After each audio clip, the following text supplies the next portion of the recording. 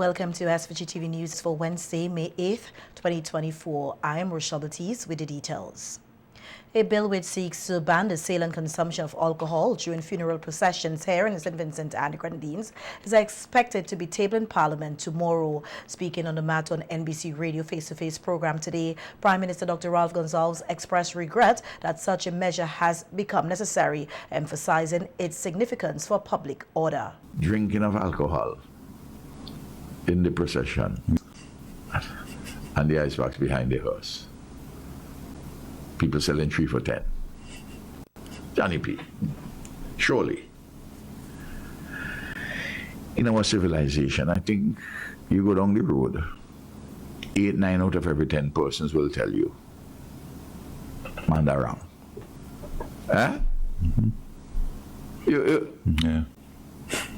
It's unfortunate that we have to reach the stage to regulate something like that, where good sense should have prevailed. While acknowledging arguments that it might be seen as a form of control, the Prime Minister clarified that the intention is not to restrict, but to ensure adherence to the law. He highlighted the unique funeral traditions in SVG and expressed hope that they will continue within the framework of the law. We have always had singing and music and dancing going behind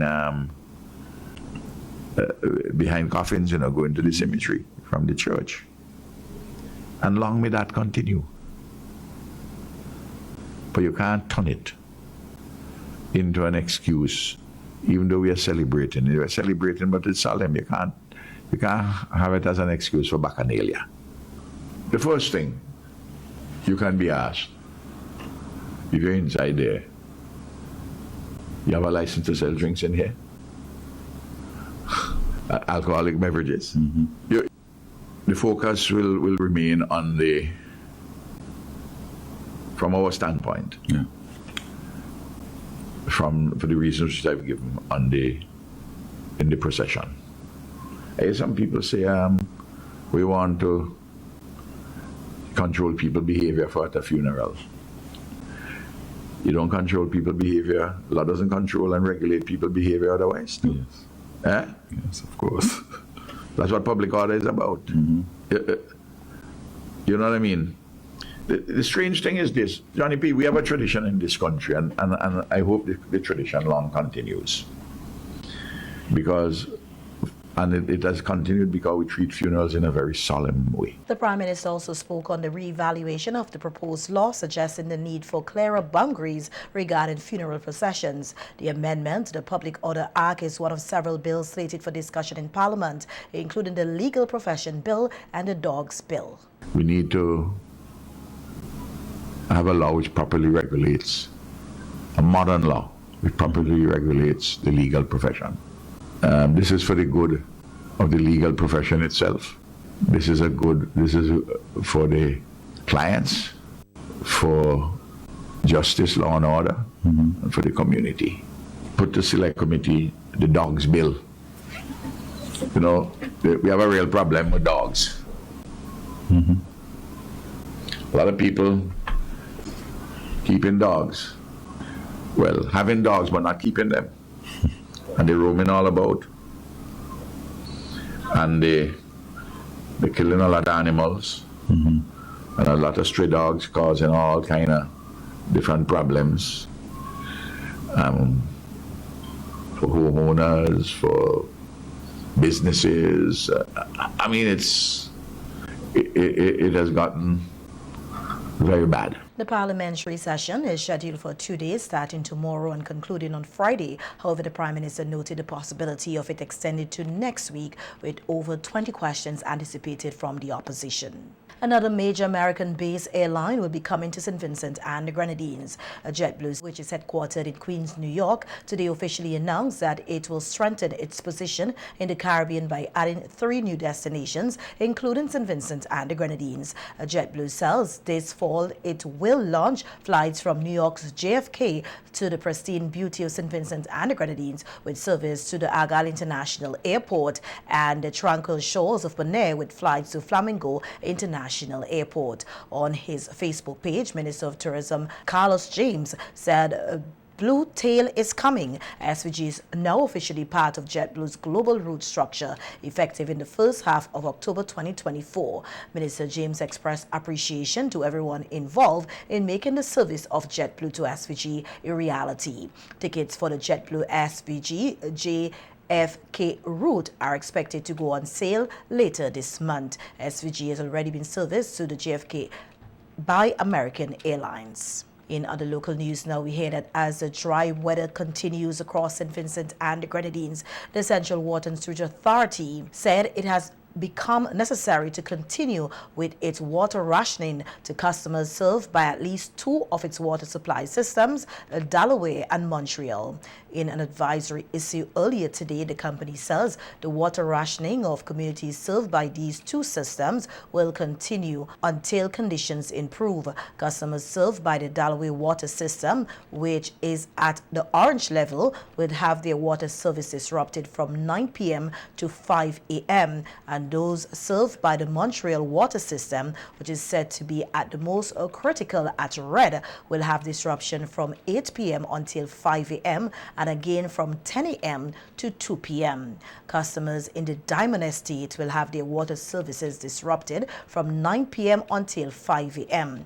Residents in the unaffected areas are asked to observe water conservation measures and to assist the CWSA in maintaining a consistent flow. The CWSA says it regrets the inconvenience caused by these adverse weather conditions.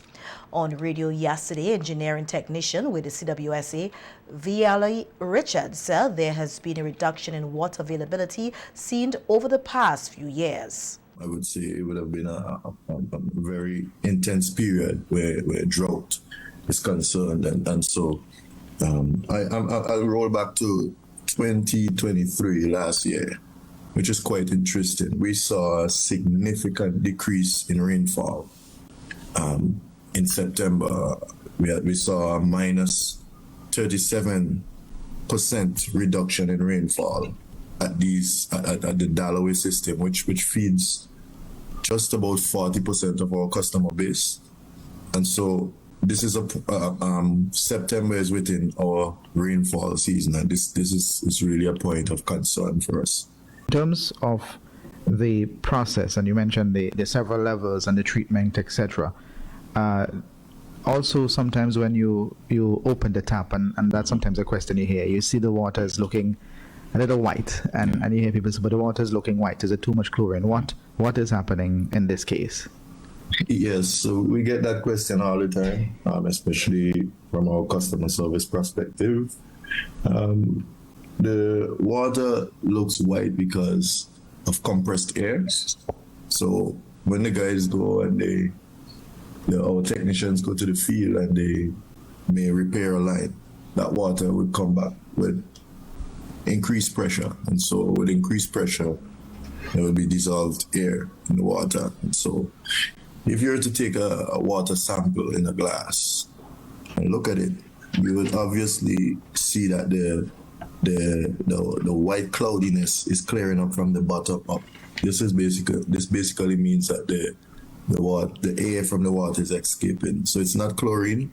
I must say that our chlorine levels are so small after treatment that we drink that it dissipates within 3 days.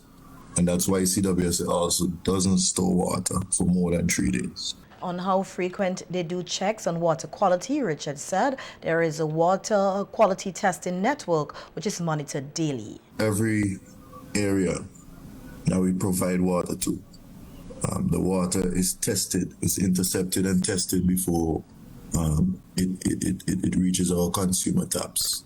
Also, I must say that our water resource management unit, though our lab would take care of that before it reaches the customer, the water resource management unit, who traverse the upper watershed more often than the lab, would also do raw water. And when I say raw water, it means water that is not treated before we harvest the water that is coming from the river. We actually take samples of that and test for any form of contaminants that might be in the water. Most times, I must say, on a general basis, if not all the time, it's not really an alarm in our watershed, except for, as you said, turbidity levels, given the fact that we're, coming out of the volcanic eruption. The CWSA engineering technician also explained the measures being taken to ensure safety of water if water contamination has been detected. Our systems, we have taken advantage of our new technology, to say the least, and we have programs in place. Our plant, each plant have more than one plant attendant, technician that takes care of the whole water treatment plant. But even before that, CWSA, we take a proactive approach to things, where we have automated systems that, for instance, that thing that you mentioned, turbidity. Okay, there are automated systems in place that turns off the whole collection system when the water is detected, when our sensors detect that the water is high in turbidity or it passes the threshold of our WHO drinking water guidelines. That system automatically cuts it so that it and takes it back to the river so that it wouldn't contaminate the water that we have already harvested and treated. Also, our technicians are well trained. So, for instance, our technician on mornings would go into the upper watershed where we harvest the water, and simple techniques, if you know, like looking at the crayfish. Rivers have crayfish in them. If their observation that our technician would observe that the crayfish probably might be dead, then that's a point of concern. If there's no life in the water, then it means that something could be wrong with the water. That enhancing working conditions for police officers topped the list of concerns which needs to be addressed across the Caribbean, including here in St. Vincent and Grenadines, as the Caribbean Confederation of Police Welfare Association convenes on the island for its annual 3-day meeting. President of the Federation, Ricardo Walker, emphasized the importance of such gatherings in bolstering the collective stands of member countries. Working conditions improved, ensured some more improved equipment like bulletproof vests, more personal protective equipment, but officers use on a daily basis. I see that we've been. This started in the Bahamas in 2007. We've been garnering more support, more assistance from the commissioners, and they listening to us because we are now a united body. We're united. They see that we're serious about what it is that we do in representing our members from across member states, and we bring their issues to them, and they try to address them as best as they could. Chairperson of the SVG Police Welfare Association, Jomando Douglas, underscored the pressing need for improved working conditions and increased pay. I don't think we'll be addressing that here per se, but it will be raised. In my opinion, the main reason are what I said, the living conditions and the salaries, why persons are leaving this country to go to other areas. As they say, they are greener pastures. The relationship, I would say, is very good. We have an understanding relationship. When we have our issues, they are always open to listen. But as I said, we can only do so much. We can go to them, inform them what's going on, what's taking place, but it doesn't stop there, it goes beyond. Representatives from 15 countries across the region are participating in the 3-day meeting. General Secretary of the CFWA, David Barnett, anticipates a productive conference. And over time, we've developed the type of representation, what we're representing out there, the discussion that we're having with the commissioners to improve the welfare of police officers across the region. When we started, we had very few members who were adhering to 40-hour work week. Now we have more persons coming on. We are seeing where recent Jamaica has now, a 40-hour work week standard. We're pushing for other countries. We know that St. Vincent is not one of them that, adhere to the 40-hour work week, as, stipulated by international laws. But we are asking that our police officers do work beyond 40 hours. We're looking to improve the working condition, the environment that police works in.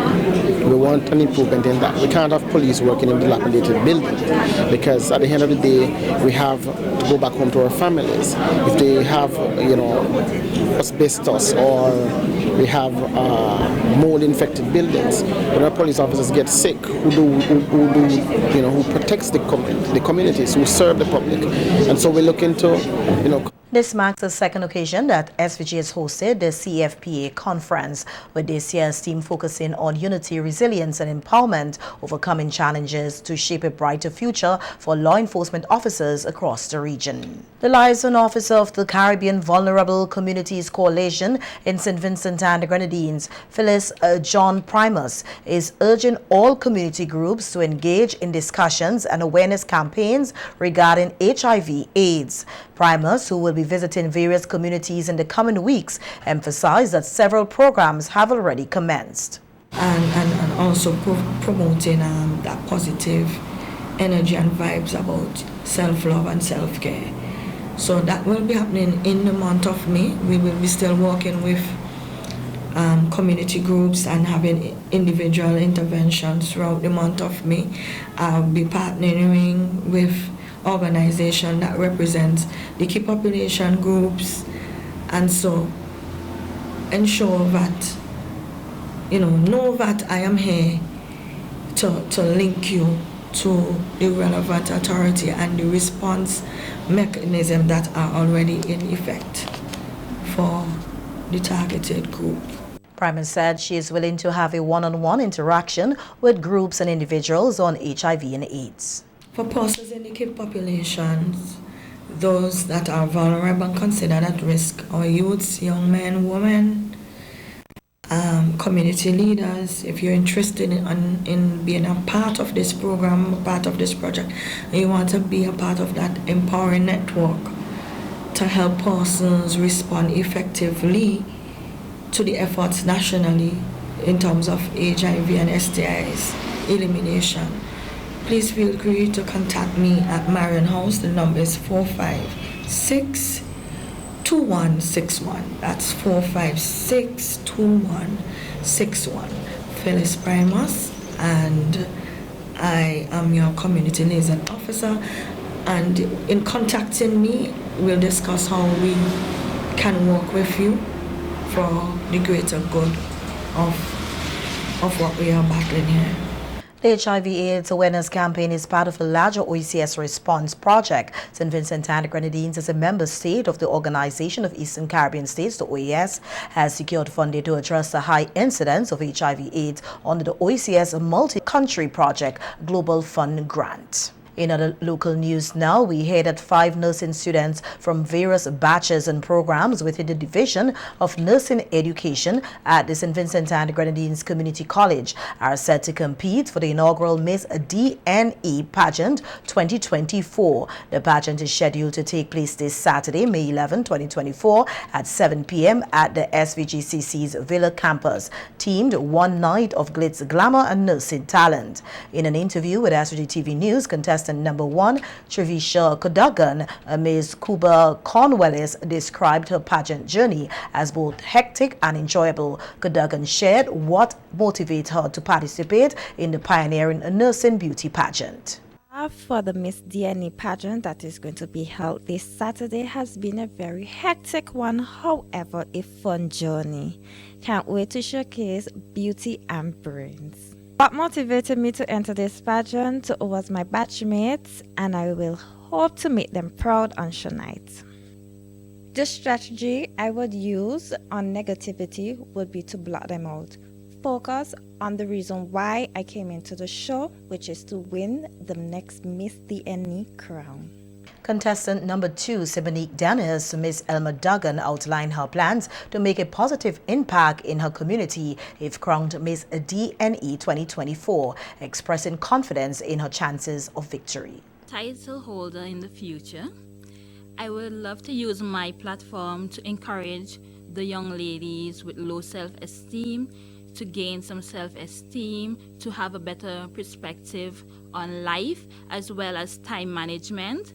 And for the community-wise, I would love to be able to encourage the persons out there who are afraid to approach us as healthcare workers, to be able to feel comfortable enough to come and ask us a question or come and have their checkups done. Honestly, the journey has actually built my confidence, so I would say yes.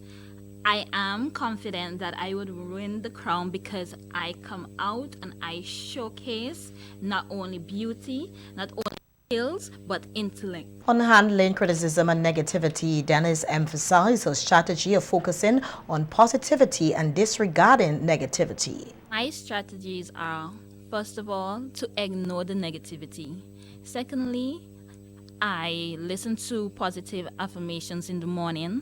I remember the reason why I joined the pageant, and also to show my daughter that she can do anything as long as she puts her mind to it. Representing nurses who have all made impactful contributions locally, regionally, and internationally, the other contestants vying for the Miss DNE title 2024 are Nadia Lewis, Miss Sarah Batiste, Dunasa Tony, Miss Aberdeen Brown, and Thierry White, Miss Florence Nightingale.